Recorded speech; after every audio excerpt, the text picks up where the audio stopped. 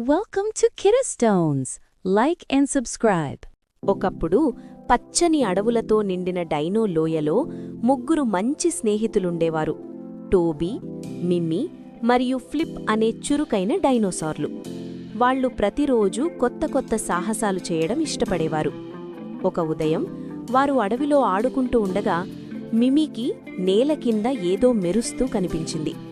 ఇదేమిటో చూద్దాం అని ఆమె అంది. టోబీ తన బలమైన కాళ్లతో నేల తవ్వగా ఒక చిన్న రాతి తలుపు బయటపడింది. తలుపుపై పురాతన గుర్తులు చెక్కబడి ఉన్నాయి. ఇది రహస్య గుహలా ఉంది అని ఫ్లిప్ ఉత్సాహంగా అరిచాడు. ముగ్గురూ జాగ్రత్తగా తలుపు తెరిచి లోపలికి వెళ్లారు. గుహలో చీకటి కమ్ముకుంది, కాని గోడలపై రాళ్లు స్వల్పంగా వెలుగుతున్నాయి. లోపలికి వెళ్తూ ఉండగా గోడలపై పాత డైనోసార్ల చిత్రాలు కనిపించాయి. పెద్ద రెక్కలతో ఉన్నవి, పొడవైన మెడలతో ఉన్నవి, ఇంకా కొందరు బంగారు కళ్లతో మెరుస్తున్నవి. మిమీ ఆ చిత్రాలను గమనించి అంది, ఇవి మన పూర్వీకుల కథలు కావచ్చు. టోబీ ఆశ్చర్యపోయాడు. అంటే మన లోయలో ఒకప్పుడు మాంత్రిక డైనోసార్లున్నారా? అప్పుడే గుహ చివరలో ఒక పెద్ద రాతి పెట్టె కనిపించింది.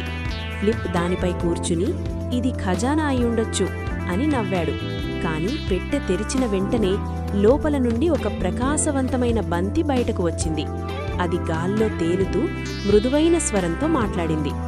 ధైర్యవంతులైన మిత్రులారా, మీరు స్నేహం మరియు నమ్మకంతో ఈ గుహను కనుగొన్నారు.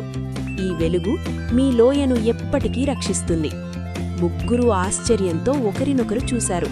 ఆ వెలుగుబంతి గుహ పైకప్పు వైపు ఎగిరి బయటకు వెళ్లి ఆకాశంలో నక్షత్రంలా మెరుస్తూ నిలిచిపోయింది. వాళ్లు బయటకు వచ్చేసరికి లోయ అంతా ఆ వెలుగుతో ప్రకాశిస్తోంది. చెట్లు మరింత పచ్చగా, నది మరింత నీలంగా కనిపించాయి. ఇది మన స్నేహం వల్లే సాధ్యమైంది అని మిమ్మీ అంది. టోబీ చిరునవ్వుతో అన్నాడు, ఇకపై మనం ఈ గుహను రహస్యంగా కాపాడదాం. ఇది మన మిత్రత్వానికి గుర్తు. ఆ రోజు నుండి టోబీ, మిమీ, ఫ్లిప్ ముగ్గురు డైనో మిత్రుల రక్షకులుగా ప్రసిద్ధి చెందారు. ప్రతి రాత్రి ఆ వెలుగు నక్షత్రంలా మెరుస్తూ లోయలోని ప్రతి డైనోసార్కు ఒక సందేశమిచ్చేది.